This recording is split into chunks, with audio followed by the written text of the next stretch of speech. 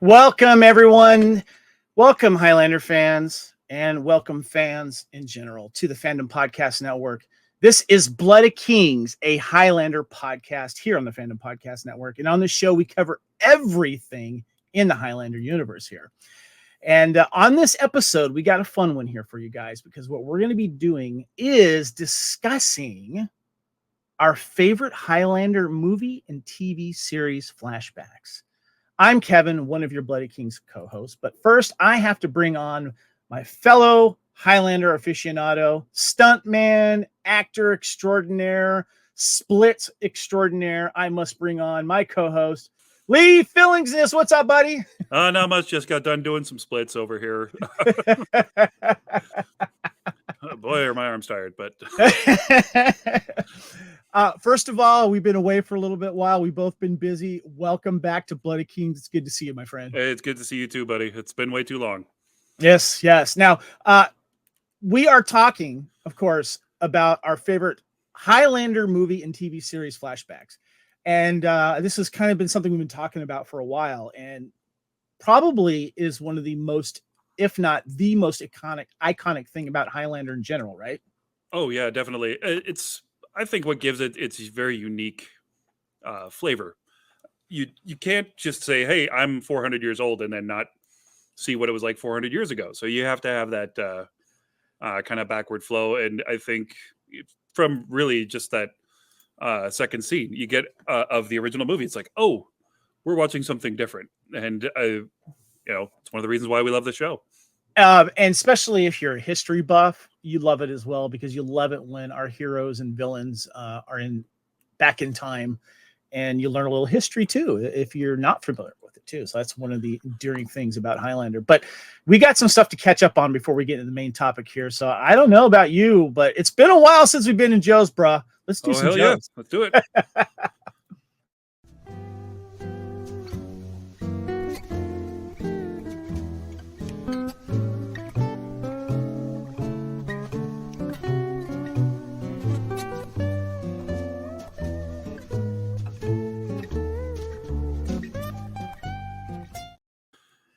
All right, let's take a seat in here, man. It's been a while. It's a little empty in here today, but you know what?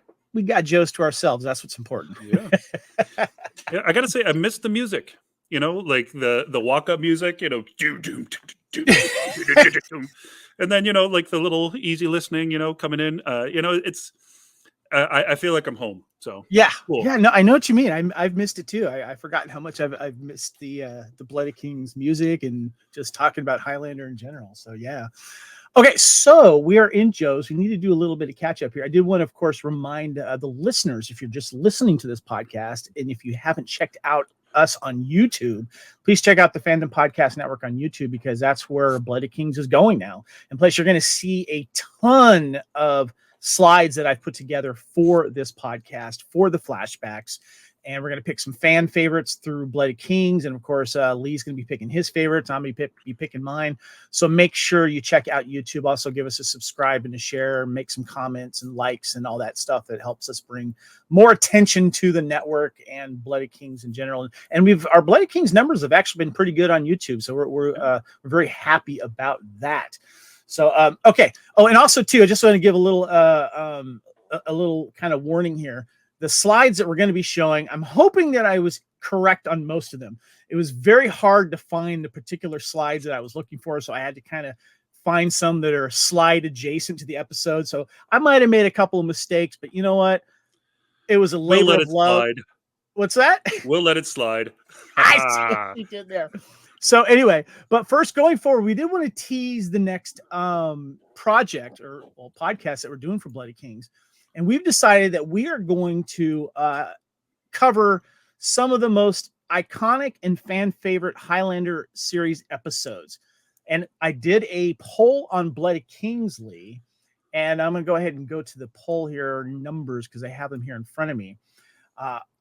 The idea is to kind of get an idea of who the favorites are. And then Lee and I are going to pick some of these, maybe one or two of our own favorites that are fan favorites. And I'll get into the reason why, but I just want to give you like the episodes that are in the lead right now.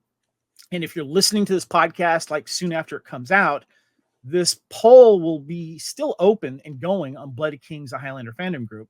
Go over there and vote. And it's pinned to the top there. And some of the leaders that we have here, the number one at the top right now is Homeland.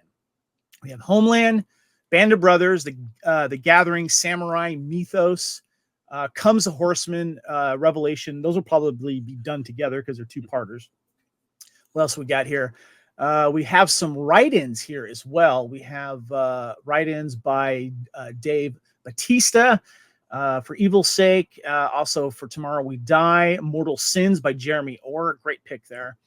And we have a few others in there as well, Lee. So have you voted on this yet, Lee? Or are you waiting? I have, I think if you go through and see who clicked on these season 1 episodes, probably my name's on there. You know me. So the idea is, and we're not going to say what they are now, instead of just doing your normal recap of an episode, we're going to have fun with it. We're going to come up with about 5 topics, like kind of fun, kooky topics. Some, of course, related to Highlander, but we're going to apply them to each episode. Think of it this way. Kind of think of like, remember the MTV Movie Awards? How they had kind of these kooky, fun categories, kind of like that. But Lee and I are also going to figure out which ones we're going to do, but we're also going to go to you guys at the Bloody Kings Fandom Facebook group and get ideas from you. What kind of fun topics do you want us to bring up? Like, the best this, the most interesting that, the funniest this, or the worst that, something like that that's related to Highlander that we could maybe apply to almost every episode. So that's what we're going to do there. So, all right. So, Lee, we got to catch up with you here. Now, Yeah. I'm just going to tease. I did a little trip somewhere, but we're not talking about me right now. We're talking about you, Lee. What have you been up to?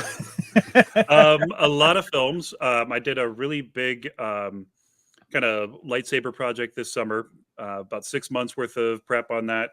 Over 20 fights, all mismatched, different size actors, different weapons, different numbers of weapons. It was never the same style twice. So basically, it's kind of my calling card now.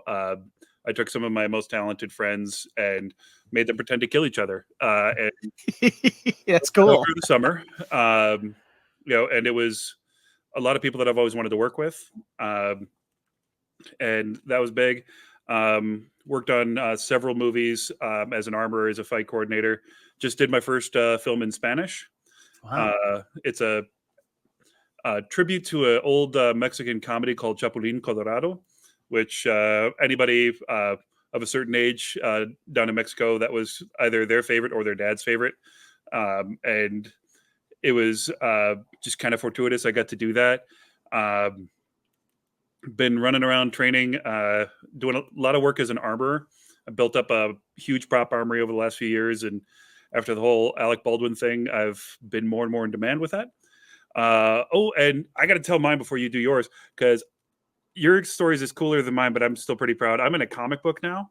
Dude, really? Yeah. What's it called, and how did that come about? It's called Mercenary Kingdom, and it was based on a short films that some friends of mine did, and somehow the artist decided to use me as the inspiration for a character who is romantic a psychotic lead? arsonist. Yeah. Oh, not a romantic lead. Same thing, really. But yeah, I just talked over you. What are you? I am a psychotic arsonist. Nice. Yeah, and literally, it's a Mercenary Kingdom, city on fire. Wow. So I'm the reason the city's on fire. So it's like Devil's Night all night. Yeah. So they took this face, made it worse with burn scars.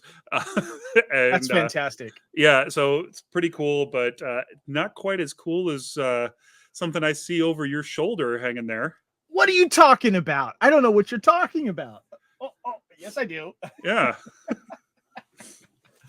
All right, for you listening to this podcast, I'll kind of describe what I'm holding in my hand here. I'm holding a recent Star Wars action figure, 3 3/4 size, that was released recently by Hasbro, and it's part of the Jabba's Palace Denizen Guard series, basically.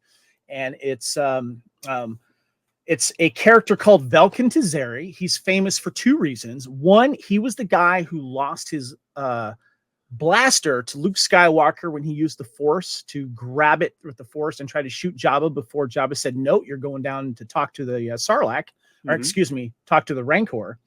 The Sarlacc comes into play later because Velkin Dezeri is one of the Skiff guards who was one of the first appetizers to the Sarlacc before Boba Fett went in as the main course. And a little history on this. I used to volunteer, and then I got hired by a company called Decipher back in 1999. But in the mid-90s, I was playing the game and volunteering for the company. And at the time, a lot of characters in Star Wars, the original trilogy, didn't have real names or proper names. So Decipher had the licensing for these card games and was allowed to name these characters with approval by Lucasfilm. Of course, they had to submit these names. What they ended up doing was taking people that work there, Decipher employees, as well as volunteers like myself at the time, to use their names, but in an anagram and switch them around. And so I was lucky enough to have one of the cards, it's on the back here, one of the actual playing cards, Velkin Dezeri, is my first and last name as an anagram minus one I. And so that was really cool that when that card came out, I had a card named after me. Well, there was never any action figure that was released of this character. I come to find out that there was a poll that was put on a some action figure website to try to get all of the Skiff guards made as action figures. So if you wanted to recreate the iconic Sarlacc pit scene with all of the vehicles, because now they have the big Jabba sail barge that was available as a Hasbro Pulse item. Velkin Dezeri finally made it in there. And also, when the new Star Wars after Disney purchase encyclopedia came out, Velkin Dezeri is in there. So not only was he canon before the Disney purchase in the Legends days, he is now officially canon in Star Wars. And there is a character in Star Wars with my name.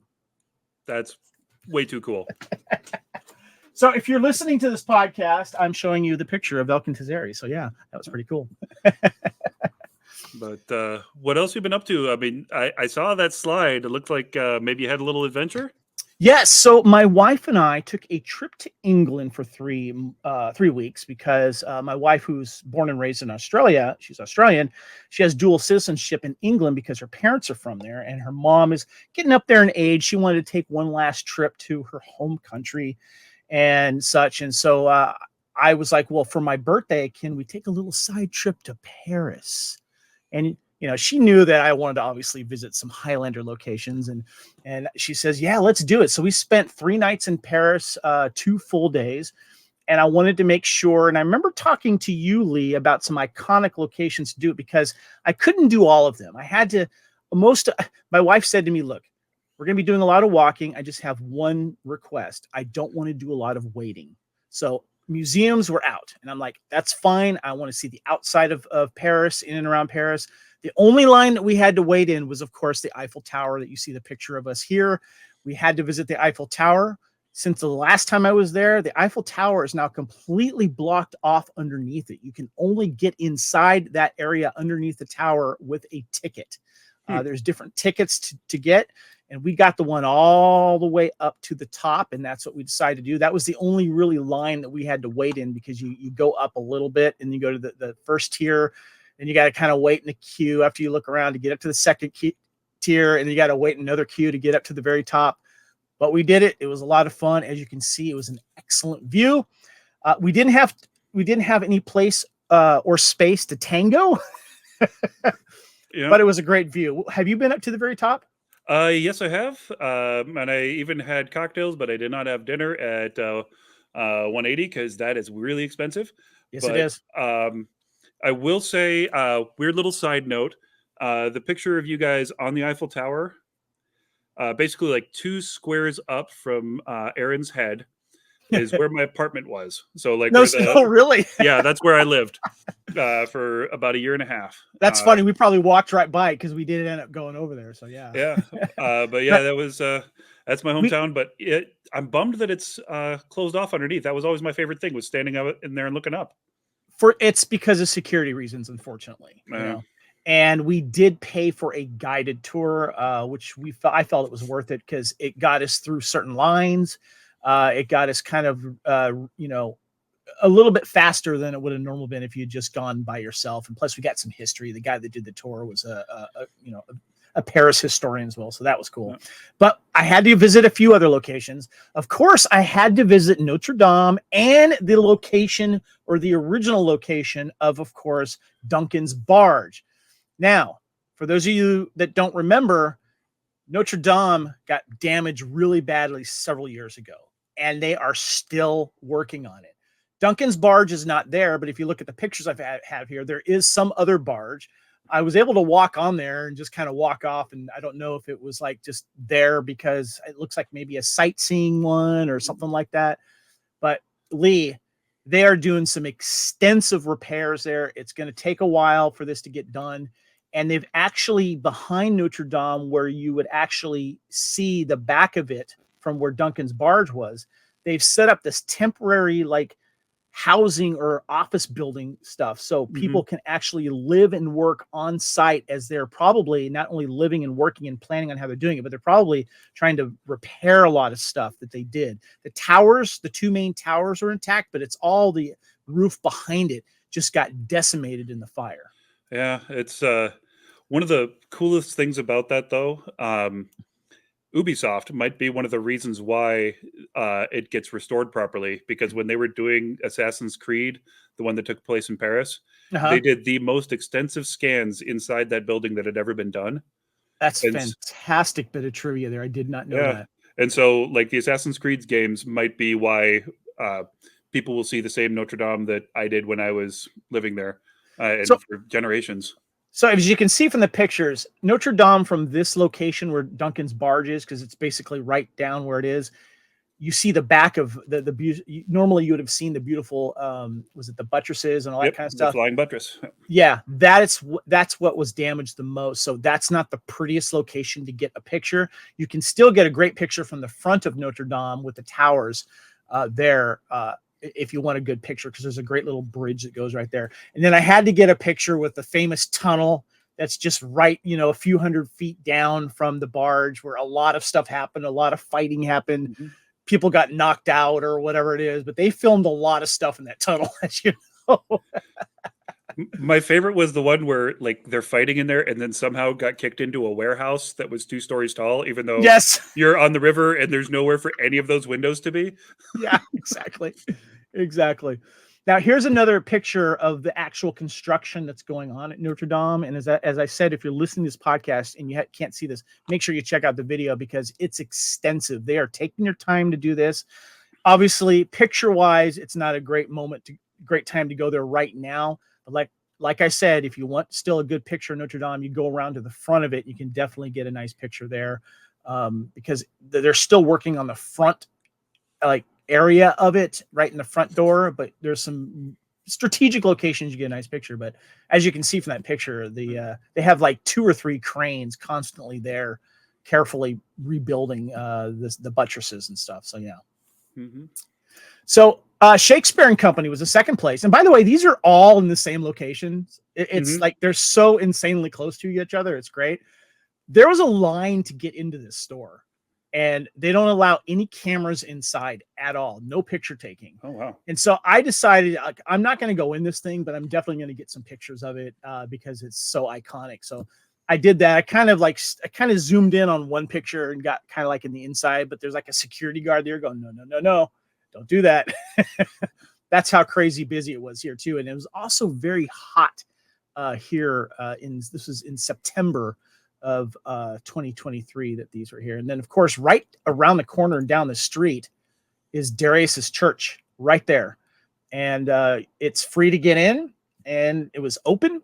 There was hardly anyone in there. Had to go in, get a picture from the front and a picture inside the inside itself. And there's a part of me that wanted to go, Darius, and like throw stuff around and like try to get up to like an imaginary corpse, but I couldn't do that. So I assume you'd been in here, of course, when you lived in Paris, right? Oh yeah. It's absolutely wonderful. Actually, so several concerts in there. They used to do string quartets, and they had a gospel one once upon a time that actually had me writing short stories afterwards. So one I might try to turn into a weird Highlander spec script. So the one other location, but it was just too far away and we couldn't figure out timing to do it because most of our stuff was on foot, was trying to get to the park outside of Paris where they had the Duende fight. That's going to have to be for another time because we just couldn't get there because of the other stuff that was going on, you know. But we did do one thing because it happened to be near our hotel. We actually stayed at a really nice hostel there where they provided breakfast in the morning, and it was really, really nice. In walking distance was Sacré-Cœur. And if for those of you action fans of John Wick 4, there's a very famous fight scene at the end of that new and latest John Wick movie where he has to go up the stairs and get up to the final duel before sunrise. Otherwise, he's dead. And there's assassins at every level here trying to stop him. And I told my wife, I said, we got to walk up these steps. Because I think the last time I might have taken one of those little trams, little vernaculars or vernaculars, whatever. Like, we had to go up there. And we did. And almost every level, there were people like working out and doing stuff. People were teaching, like, you know, exercise at each of these little flat, because, you know, you go up and then there's a flat area, and then you go up, there's a flat area. It almost felt like there was assassins waiting to take us out on the way up. Oddly enough, I almost got into a fight on these stairs my second day in Paris. Seriously? Yeah. Well, we were walking up, and at that time, it was like all the guys hawking stuff and like trying to sell stuff and get donations for whoever they were trying to scam you for. This guy, like, it's a common thing, like, oh, I'm just gonna make you a friendship bracelet, and they start wrapping this bracelet around, and then they like ask you for money, but it also marks you as somebody that's easy to deal with. And it's like the second or third step, and I'm like, no, I'm good. And he's like, quoi, je parle pas français, and I'm like, oh, je parle français, je ne veux pas quelque chose. And so he's keeps untying it, and I put the dude in a wrist lock and drop him to his knees, and then two of his friends walk up, and I'm like, nope. And so they walk away, and as we continued walking up the stairs, everyone stepped away from us. So yeah, we established dominance. A little tip about that I learned from a friend of mine who gave me a walking tour with some of friends of mine because she's from there, is that they work in tandem as pickpockets as well. So when someone wants to put something on your wrist and they say it's for free, politely decline and look over your shoulder, because someone will try to pickpocket you while they're doing it. It's an age-old trick. So that's one thing you got to be careful about traveling, is pickpocketing and putting electronics in your bag and putting your backpack over your backpack, because they will slit it open and stuff like that. You got to keep that stuff in front of you or keep it locked up somewhere. So just a safety tip as you travel overseas. Oh yeah. All right, what do you say we get into a little Immortal Buzz here? And this is where we have the fans in the Bloody King group give their suggestions on their favorite Highlander flashbacks. I have it here somewhere. Hold on. I have Immortal Buzz.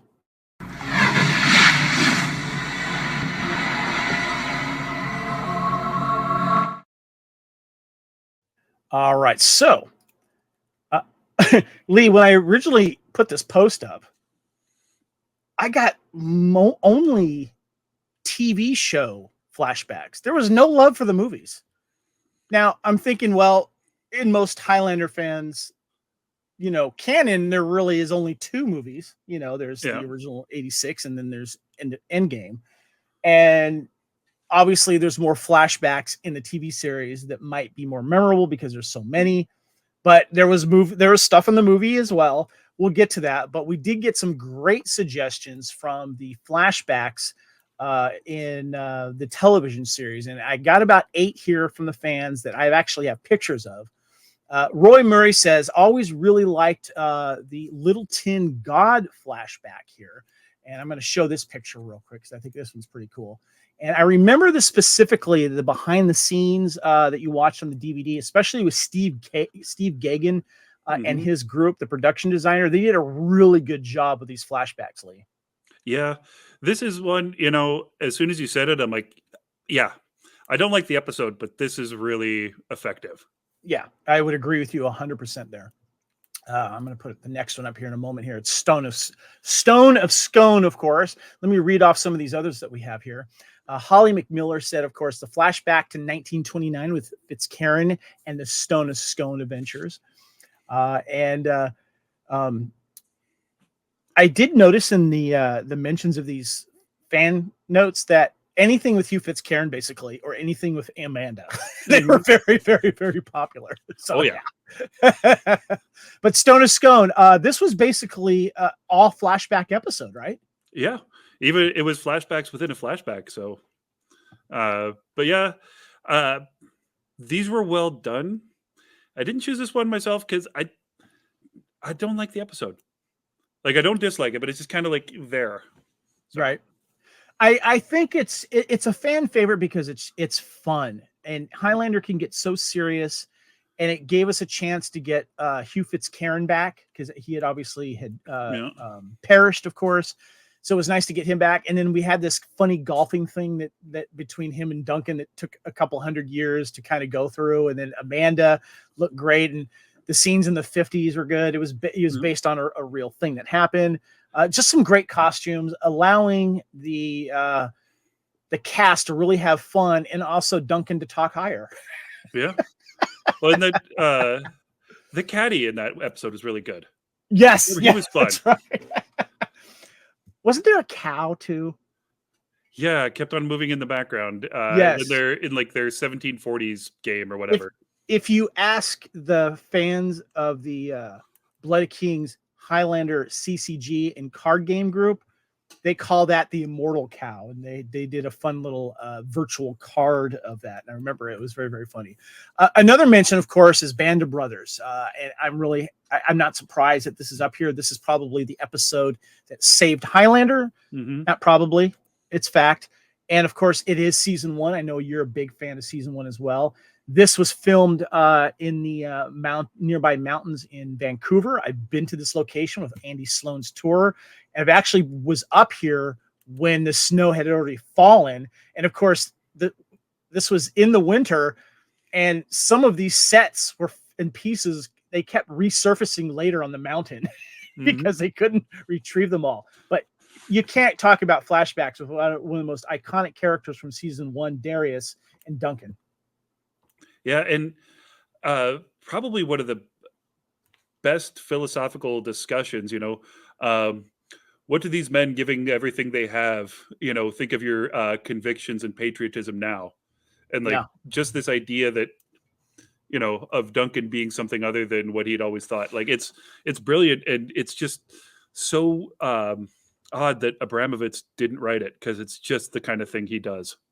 Good point. And a shout out to David Batista. He was the one that put this picture up. And so I wanted to say thank you, because I'm sure a lot of fans like this. This one gets a shout out as well. He also gave another shout out to a flashback that I like, and a very interesting episode that my former co-host Norman and I would make fun of a certain character in this one, but not the one in this picture here. This is, of course, They Also Serve. And this is the famous episode, of course, where Mei Ling is killed by Michael Christian in a very cheap way in the pool after he's going after heads while he's secretly working with a watcher. But we get a great flashback basically here to Outer Mongolia in 1780, where I would say that maybe Duncan starts to learn his true martial arts from, if I remember correctly. Is that right? Yeah, well, you definitely see the beginning of him using Chinese style, because he had just recently been training with Hideo Koto. So he had kind of learned the Japanese sword, but prior to this, it's more boxing, more wrestling, and suddenly we get the jiu-jitsu, we get the kung fu. I also think it's an interesting thing that she is now the martial arts instructor that sleeps with her student, which usually you get that flipped a lot of times. So like, kind of progressive, still kind of like, as a martial arts instructor, it's like a little comfortable, but I've done it. So yeah. The other one I want to give a shout out to is Riley Ringo, of course, over there at Adrian Angels. Wonderful lady, great and wonderful Highlander fan. She made a suggestion. I thought this was a great suggestion, which was Obsession, because this actually had a pretty cool flashback too. Flashback to 1825, where David is asking Duncan to be his best man. They're on the way to meet a woman David is interested in, but he hasn't asked her to marry him yet. He's so sure that she'll say yes that he's already planning the wedding. And Duncan is like, let her say yes first, and then things kind of take a bad turn. But I thought this had, because it had the modern day thing going on. And then, of course, the flashbacks, some great costumes in this, wouldn't you say? Yeah. And I just like the use of his like artistry. Yeah. Like like he was this sort of a, savant when it came to wood carving, but also completely dense when it came to women. And Riley says, I liked most of them for this reason. But she mentions other than Mountain Man, Obsession season 3. It shows Duncan in love, obsessed only to have it become a horror. Both he and Sarah experience it differently, and I've always wondered why he even put Anne through it. Question mark. Good question. Yet didn't show his death to Tessa. So yeah, I thought that was a great choice. Thank you so much, Riley. I love that one too. I forgot about that one. That's an interesting one. And then we got a shout out to Highlander Endgame, which who was it that said this? This was Pat Songhurst when Duncan and Connor meet for the first time. We get some great flashbacks in this one, of course, in Endgame. Great costumes as well. You really feel the camaraderie between them, the brotherly love between them, and of course, we get a little highway robbery, which is great. Yeah, and the one and only Adam Copeland, aka Edge. That's right. I will say this was probably my favorite scene in Endgame. It was really well done, especially like when you watch the director's cut. Like this sword fight was really nicely put together. It just wasn't edited well for the theatrical. Agreed. And I agree with you as well. I think these flashbacks were my favorite scenes as well. We also got a shout out to Homeland from several people for obvious reasons. I want to list here some. Corey Dallas, what is this? Brian Hanley said Homeland because Duncan versus Canwolf the Viking meant we finally got to see Duncan in Scotland. What's interesting about this, though, was that Adrian was in Scotland, but the flashbacks were actually all done in Vancouver, if I remember correctly. Yeah. But all the scenes in Scotland with him were current day. And there's a scene right there of a castle that we see him kind of, I think, on a horse going to or something like that. And this is famous Castle Cheerham in Scotland. And it's also seen in Highlander 3 as well. Have you been to this castle in Scotland? Because I have. That one I have not. So again, you keep on being cooler than me, man. You got to stop.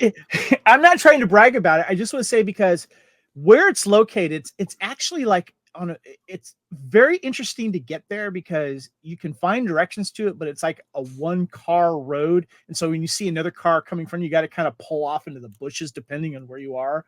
But it's a very beautiful location. You can't walk around there anymore.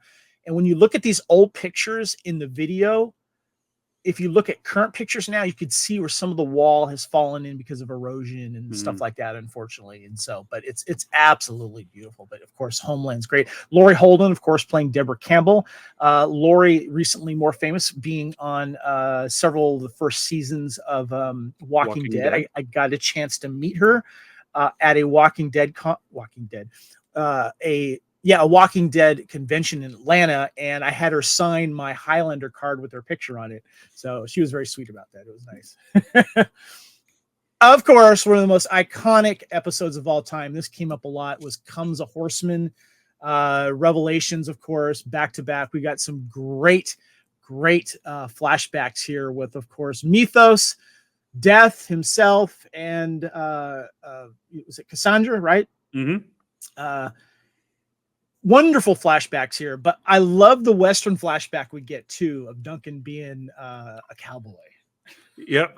And I love him double gunning with a Winchester in one hand and a pistol in the other. Like, okay, that's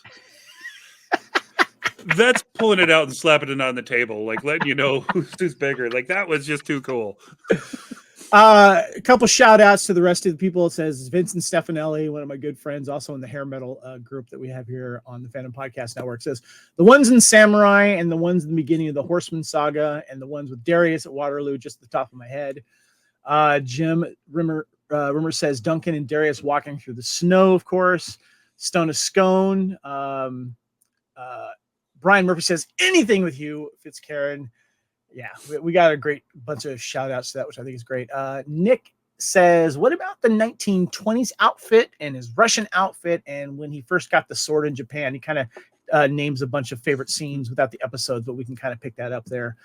Ali said something wicked, Revelation 6.8, Band of Brothers, and any episode with Fitz. I'm kind of seeing a pattern here, Lee. Fitz. Yeah, sounds like a good wardrobe. This is true. Well, now it's time.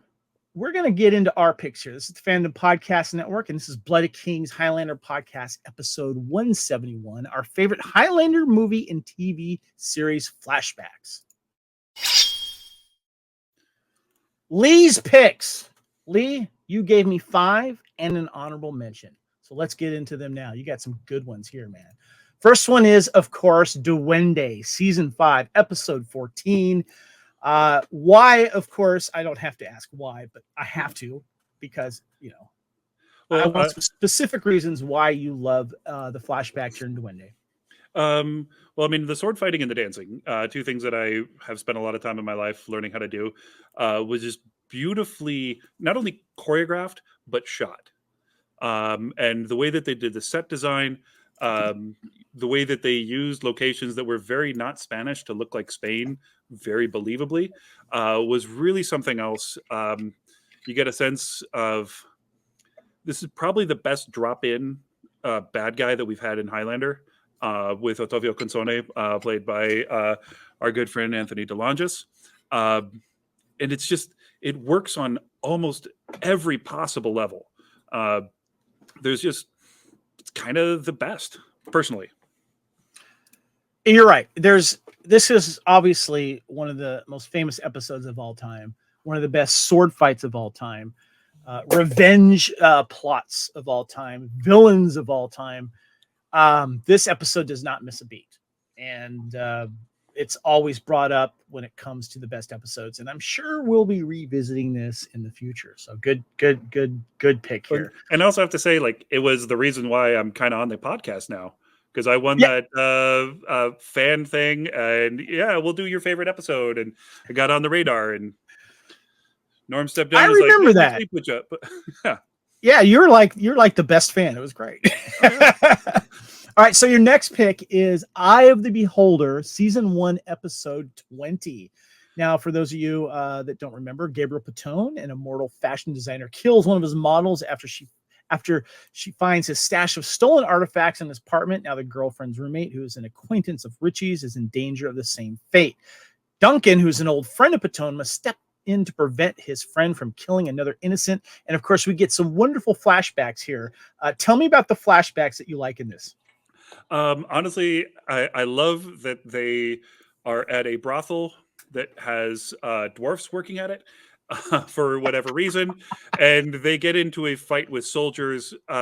This is, I imagine there's probably a very good reason that the soldiers were there, and I think this puts Duncan in a morally ambiguous circumstance, because this is not good. And I think this is the fun Duncan that I wish was that they'd kept and layered over into the later seasons, because it's just so good. It is. And this fight was costumes were great. Yeah.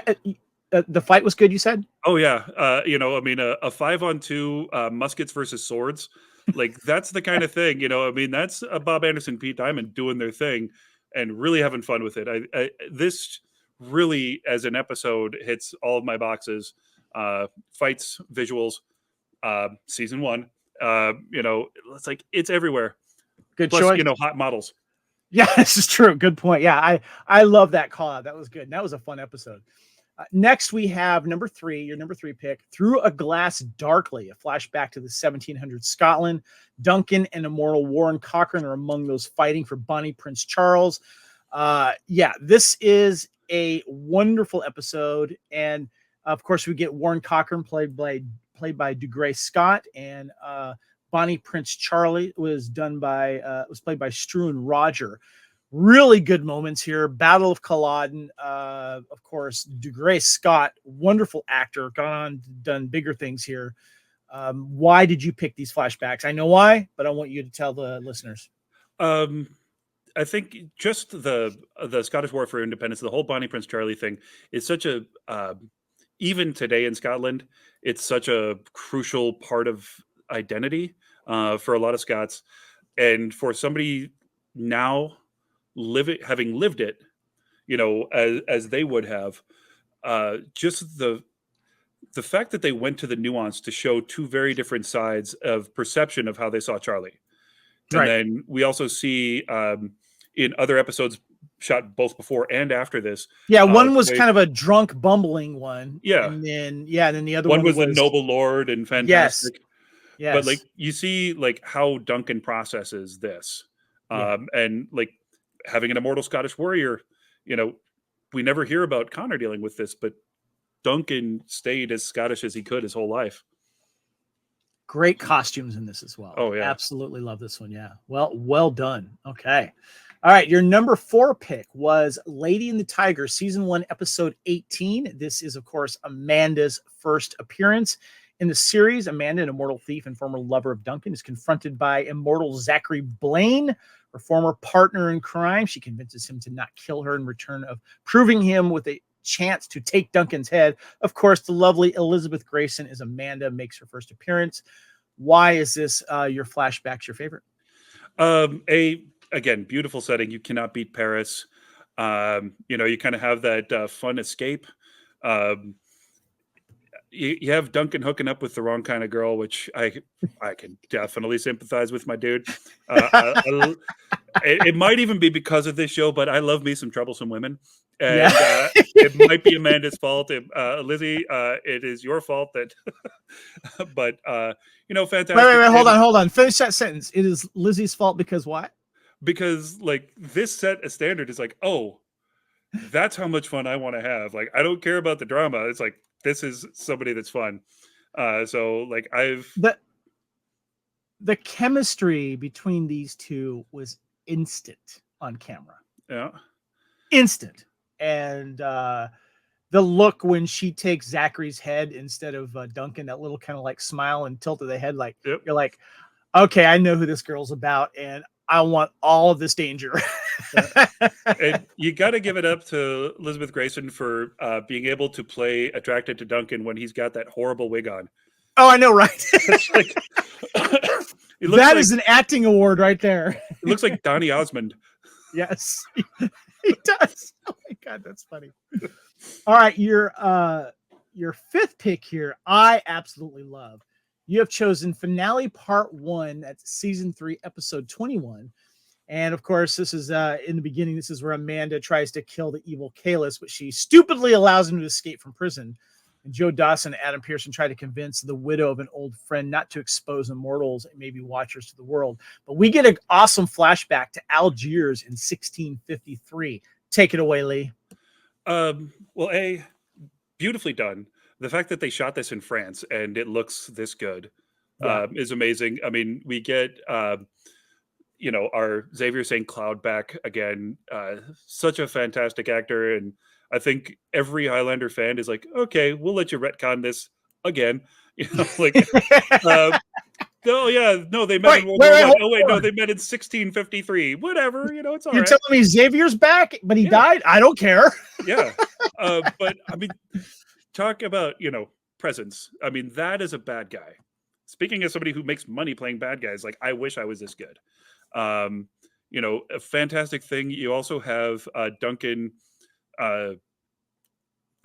really seeing like what he has to do because we see this Hamza al-Kahir basically sacrifices himself so Duncan can live, and Duncan kind of has to make the same decision in part 2 to in theory save all the other immortals from being outed by Kalis. Not Kalis, that's the Klingon god. But No one's ever said that on this podcast before. Oh no, it's not a running joke. But and I mean the black robes with the purple hood. Oh, Like, great. how Yeah. much cooler can anybody look? I Like, know. it takes a lot to look cooler than Adrian on his own show, but Roland Gift does it every time. And they when he was like in present day in the suits that he would wear, oh man, Oh they yeah. suited him up good. Good choice, man. Good choice. I always love that flashback. Now, that's your top 5. Now you did have an honorable mention, and that of course is the next episode, finale part 2. Callus kills Christine and her newspaper editor, but we get a flashback to 1753 Turkey. Harem girl Amanda is about to have her hands chopped off for the theft, but Duncan rescues her. Great choice here. I love this for obvious reasons. Amanda looked beautiful as a harem girl. The dress that she does, there's some great comedy in this as well. But why is it your favorite? Or whatever. Gee, I don't know. Looking at these pictures, what reasons I could possibly have. It's it's Amanda being silly and sexy at the same time. You can't beat that. But again, beautiful production design. I mean, this really is. It feels Turkish. They're stealing imagery from this amazing painting called "The Death of Sardanapalus," which is just like the luxury and excess of this kind of wealth. I think it's absolutely fantastic. And Elizabeth Grayson in a belly dancer costume. Come on, like. So, I obviously she's adorable. She's beautiful. She's funny. But I actually really appreciated the costume work into her belly dancing outfit for this reason. My mom used to be a belly dancer, and she used to teach belly dancing, and she would make all of her own costumes. And I got to give it to the costume designer because they did a fantastic job with not just, of course, her her sexy outfit, but all the accoutrements that she has, the veils and the robes and everything else. They did an excellent job on her costume, and I was impressed with that. So. Well, I've got some friends that do it too, and it's a lot more work than you'd think. All right, so Lee, great picks there. You had 5 and an honorable mention, and of course, this is, of course, our favorite Highlander movie and TV series and flashbacks. And now it is on to my picks. All right. So, Lee, you've been to Scotland, right? Oh, yes, sir. I've been to Scotland.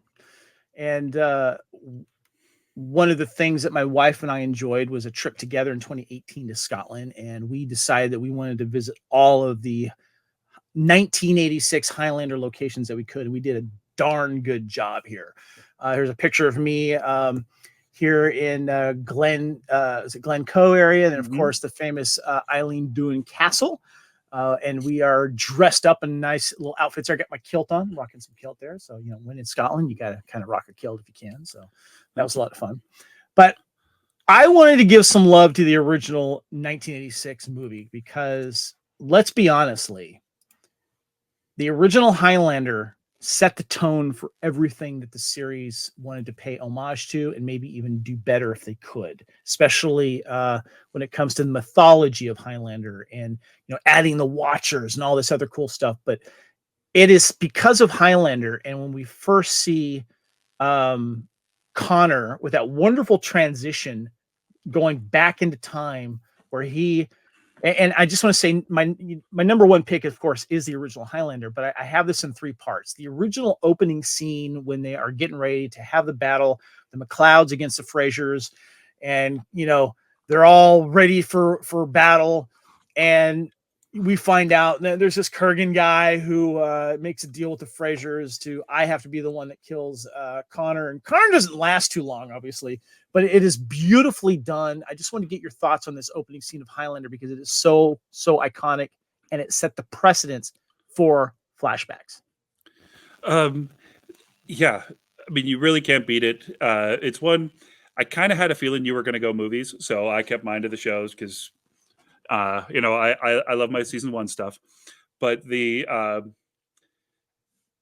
don't think that anybody who didn't know what Highlander was watching the first time, I don't think the shock and like the what's happening now of being in a parking garage and then suddenly here, Yeah.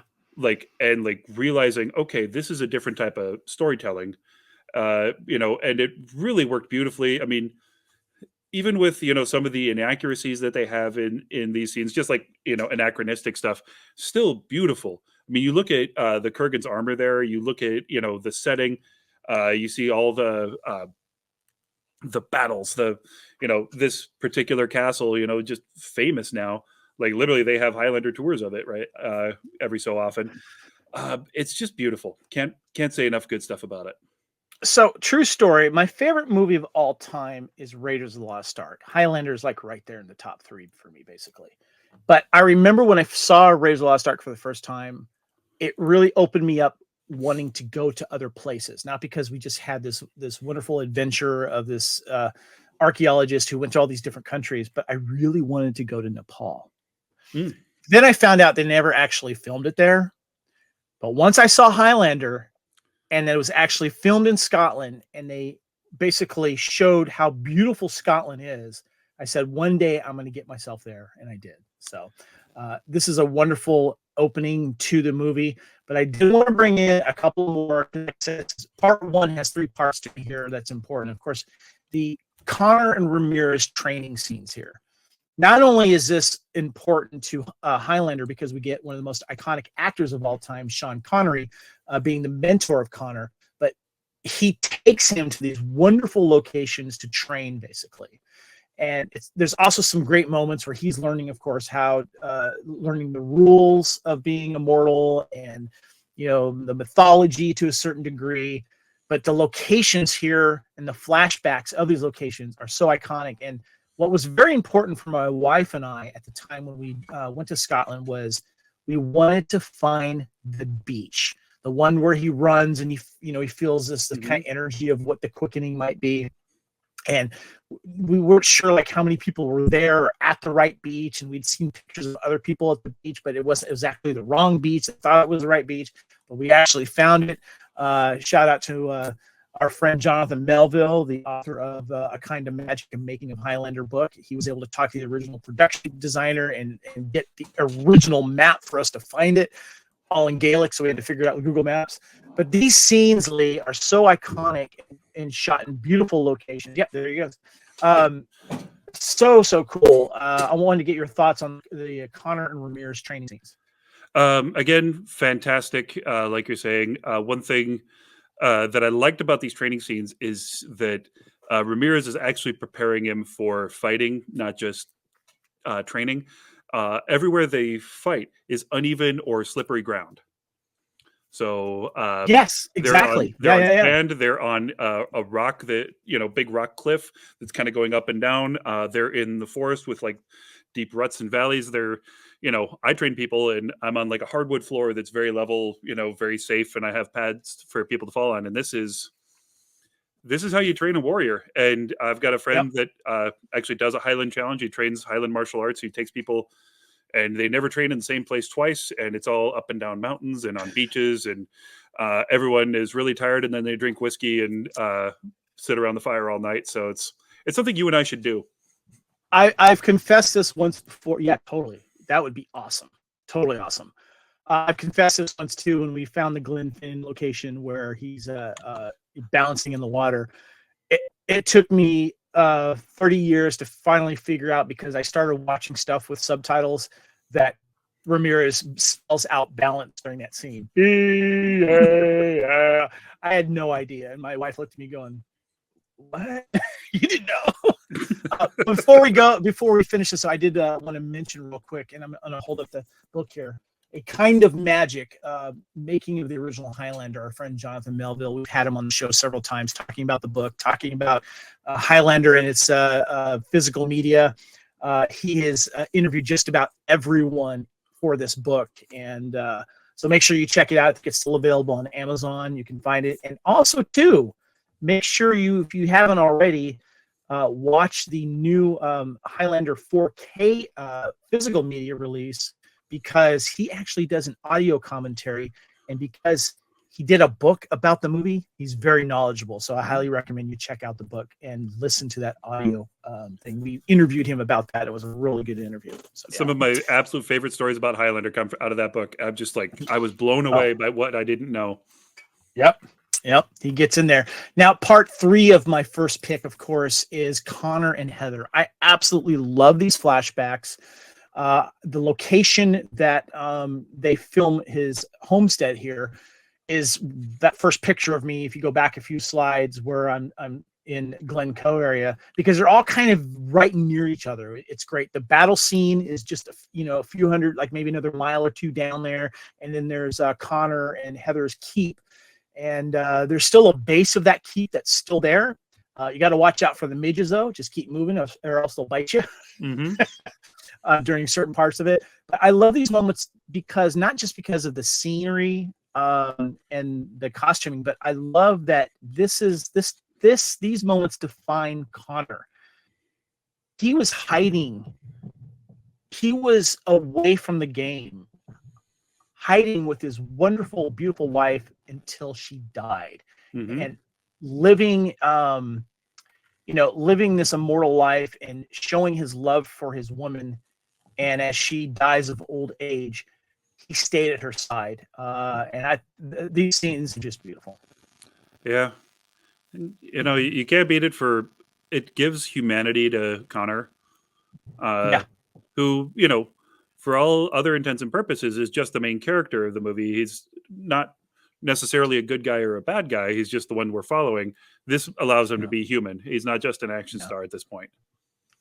And I love the fight. I love the scenes, but these moments here, I just, and these two actors, I thought had great chemistry, and it's just wonderful, wonderful location. And I'm a big fan of romance. I don't know if you know this, Lee. I'm a romantic guy, and I got my romance in this film. And that's what I love about it too. So twice, actually.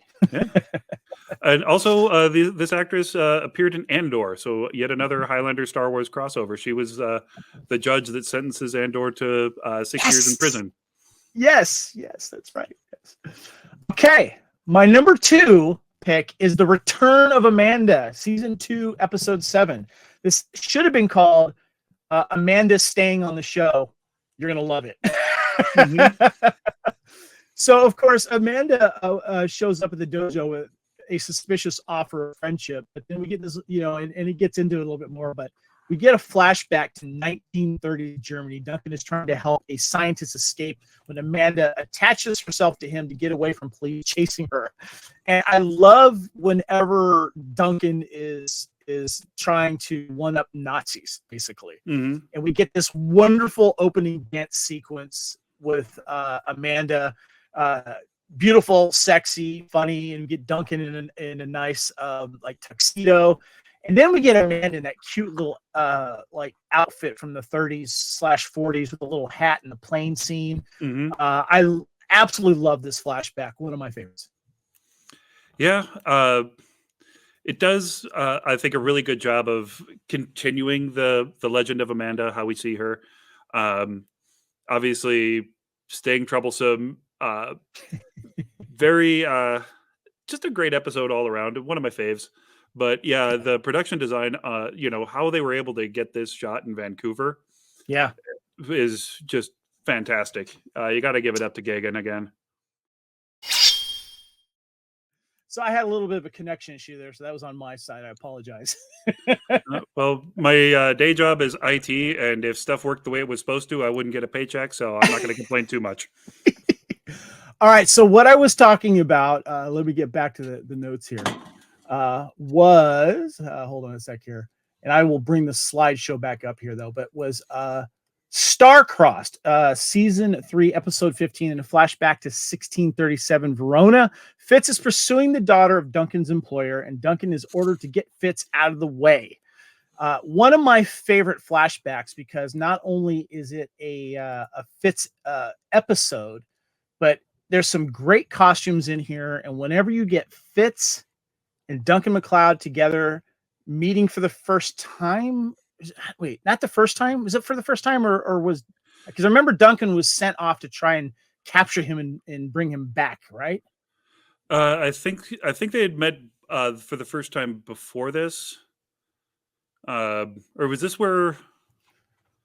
Yeah, I'm actually trying to figure that out because they were supposed to duel outside the city. I remember, Right. and then didn't. And no, I think was from the Watchers.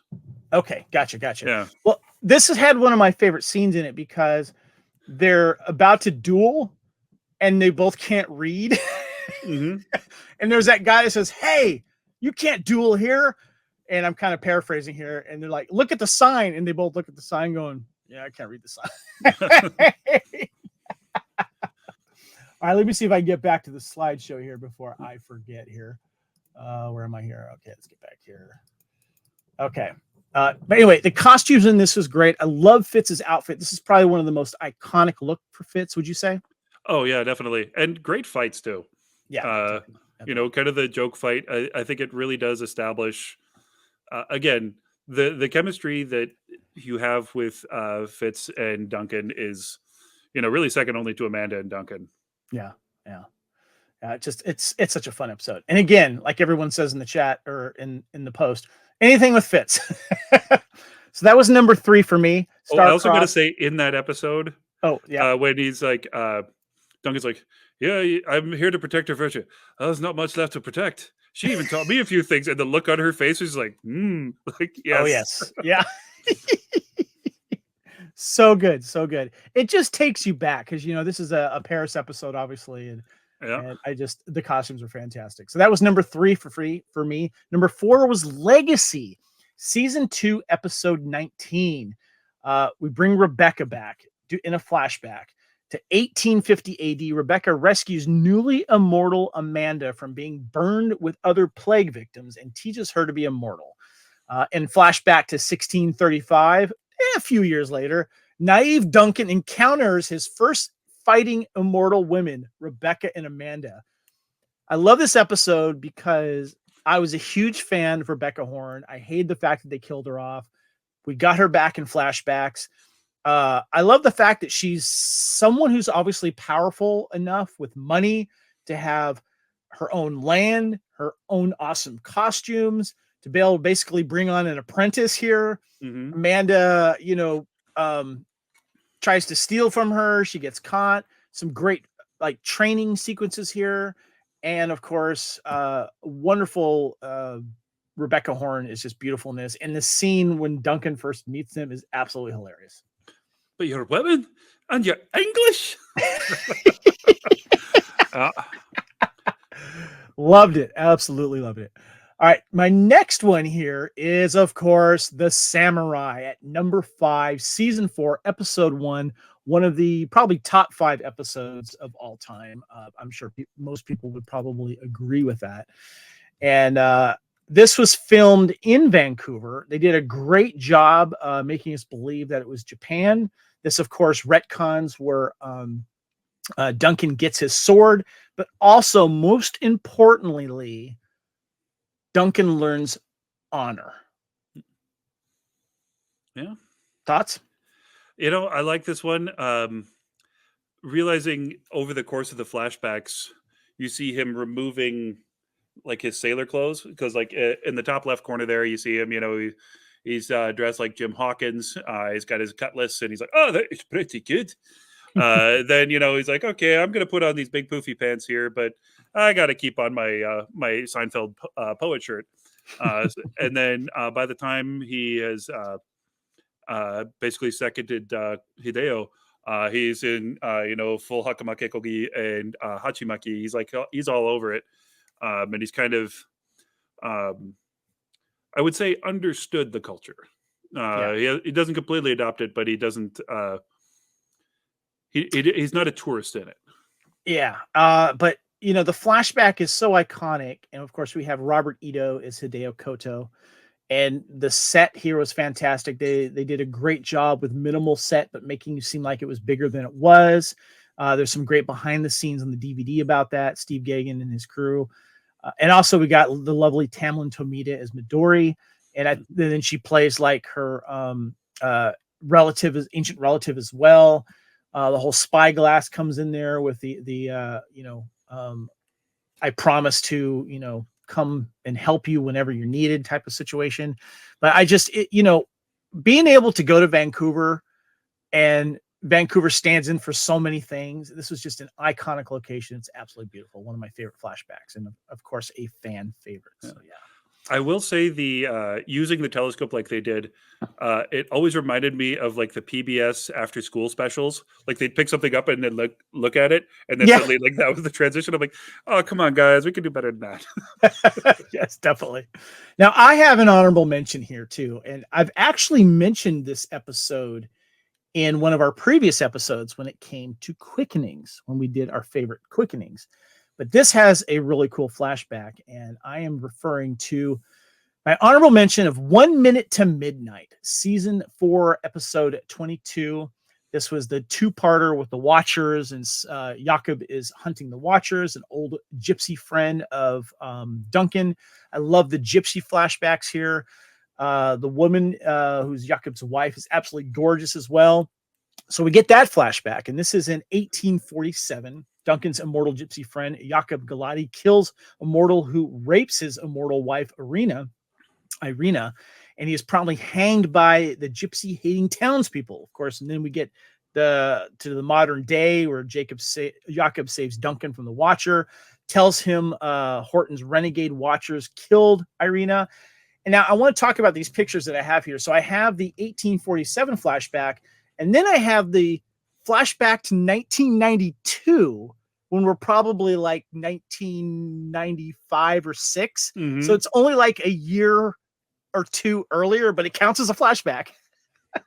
Okay. Where Horton, who of course has already been killed, we get to see him with, of course, his hunters, his evil Watchers killing immortals. And this is an interesting scene because it's gut-wrenching, because Jakob is tied up and is forced to watch his immortal love, his wife, killed in front of him, and also receives her quickening. And I like this quickening for two reasons. First of all, there's this wonderful, it's done at night, so there's wonderful figure 8 fire thing that happens. Mm-hmm. But watching your beloved wife get killed in front of you, and then you have to take her quickening. Yeah. That was a dark episode. Yeah. I had to give this one a shout out because I did like the gypsy flashback on there. Your thoughts on it? It definitely, as far as emotional impact goes, it's right up there with Tessa getting shot. Yeah. I think one I would have liked is if they had somehow incorporated some of the aroma from into the darkness when Duncan was with them, and they said, "Oh, bury many but marry none." If they had kind of worked that in a little bit, kind of how they kept on bringing back the same guy as his dad. Right. But one other thing that, just as a huge nerd, I noticed about this was the first episode they filmed right after they made the deal with Windlass and Museum Replicas to do all of their props. And the really bright but stolid pattern that they're doing there is very indicative of their costumes that were available from the catalog back then. So you really start to see it. This is the first time, but in season 4, you see how all the flashback costumes really changed, because suddenly, like, it's a very specific thing that if you knew it back then, it's like easy to spot. So, oh, good call out. I like that. Yeah. And by the way, the Horton flashback is 1992 Europe. So you got 2 flashbacks in one here, which I liked, and you know how I feel about Horton, man. He's my favorite villain in the entire Highlander TV series. I just love him. I just realized, if this was 92, about the same time as, or just shortly before they did the thing with Darius, like, how long before? Yeah. That's pretty close, right? Yeah. Like, and, they just about did that to Fitz. God, Horton's a dick, isn't he? Duncan would have taken Fitz's quickening if he hadn't stopped the guillotine. I know, right? He's like, wait, who's going to get my... I love Fitz like there. He's like, wait a minute. I want someone to get my quickening. That's great. So, all right. So that was my honorable mention. Let's go ahead and wrap things up here. All right, Lee. I want to get your final thoughts on the flashbacks that we've had here. Was there any that you'd like to give an extra shout out to that maybe didn't come up? Something that you thought about on the way here? I mean, there's just so many. I mean, there are like sequences that go across, like when you did the Alexa trilogy, or when you and Norm did that a few years ago. It's like Yeah. those that are kind of connected, kind of Yeah, like I was talking. timeless, and Yeah. yeah, Methuselah's gift, stuff like that. Yeah, Yeah. Duncan's journey across America with the Native Americans. You kind of see it with Carl. Mhm. You see it with Little Deer. You see it again with Kern. Even kind of as he moves forward into the Dark Quickening. The way that they started to layer this, it's so hard to pick just one or two or five or six, as we both kind of started to discover. And kind of knowing that we're going to do the poll, it's like, okay, I'm going to choose a few that maybe wouldn't be at the top of the list. Right. Like I always say, I love my first season stuff, but makes me just want to go rewatch the series yet again. Yeah, Mortal Sins was one I was throwing out there. Also, Valkyrie was another one I was thinking of. And another one too, I almost put it in here with pictures that also got a shout out was The Vampire. The flashbacks to that were done really, really well. Yeah. But there was one flashback in a movie that was not Highlander 1986 or Endgame 2000. There was one flashback that I was kind of going to talk about. You want to take a guess? Oh geez. Would we be talking about the flashback to Revolutionary Era France in Highlander 3? You're in the right movie, but no. The flashback with Nakano. Oh, okay. I don't know what it is. Maybe it's Mako, the actor. I love those moments with him and Connor. I like the fact that we finally got, there was some mystical part, of course, about it with him being either a magician or whatever it is. I liked him as an actor, and I like those moments. It almost made it. And so that's why I'm just going to give a quick shout out to it now. Yeah. In my head, that is the same character that he played in Conan the Barbarian. Yes, no, totally. Yeah. Like, yes. It's he helps Conan cheat death. He's a master. He's a wizard. He does all those things. Grumpy likes to pick fights. Good point. Well, let's wrap this up. This is Bloody Kings Highlander podcast, episode 171. We've been discussing our favorite Highlander movie and TV series, Flashbacks. Let's go ahead and close things out and get some contact information going here. All right. This is Blood of Kings. Of course, if you are watching this, thank you so much. Sorry for the technical difficulty there. We had a little connection issue there. This is, of course, the Fandom Podcast Network, and that's where we have all these shows underneath its network umbrella. Please follow us on YouTube. Give us a subscribe and a like, and feel free to please comment on these Bloody Kings videos as well. Love to hear more from you guys out there. Our master feed for all of our audio podcasts can be found at fpnet.podbean.com. And of course, you can find us on all of your audio podcast providers, Apple Podcast, iTunes, of course. And also, please check out Bloody Kings on Twitter, now X, and Instagram. And as we mentioned before, we have a wonderful Bloody Kings Facebook group called Bloody Kings, a Highlander fandom group. Please make sure you check that out. And our sister group for you Highlander card game fans is Bloody Kings, a Highlander CCG collectible and card gaming group discussion page. Make sure you check that out. You can email us at bloodykingspodcast@gmail.com. My name is Kevin Reitzel. I am on X, Instagram, and Threads at Spartan_Phoenix. Lee, where can we find you? You can find me in a conveniently placed flashback that explains our backstory. Otherwise, you can catch me under my name, Lee Fillingsness, on Facebook. You can catch me at The Way of the Way on Instagram. You can also follow my production company, Madman Road, and my stunt company, Double Action Martial Arts, on Facebook.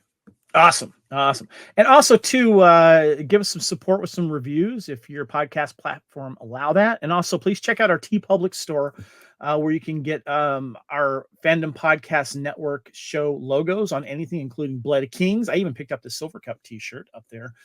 So make sure you check that out. And a special thanks, of course, Lee. It's good to have you back. Getting an episode in here. We'll be back, of course, for Bloody Kings Highlander podcast, episode 172, where we will be looking at our Highlander series best episodes with some fun new categories with our poll that we currently have up there. So if you're listening to this, make sure you go check out the poll, give your vote there, and we'll get some in there. Lee, what did you vote for? Which one? What did you vote for? Oh, I mean, Eye of the Beholder, obviously. One of my faves. Finale. Basically, if you see, like a lone recommendation for a season 1 episode, that was probably mine. I'm gonna go to the mattresses for season 1. I really like that one. You're winning me over with your thoughts. It is definitely shot differently, and I understand why you enjoy season 1. And so I appreciate that. Well, Lee, thank you so much. I'm Kevin on behalf of Lee. Thanks everyone for listening, and join us again next time here on the Fandom Podcast Network for another episode of Bloody Kings, a Highlander podcast. That sensation you are feeling is the quickening. We are one. We are immortals. Farewell, dear shitheads. See you later, everybody.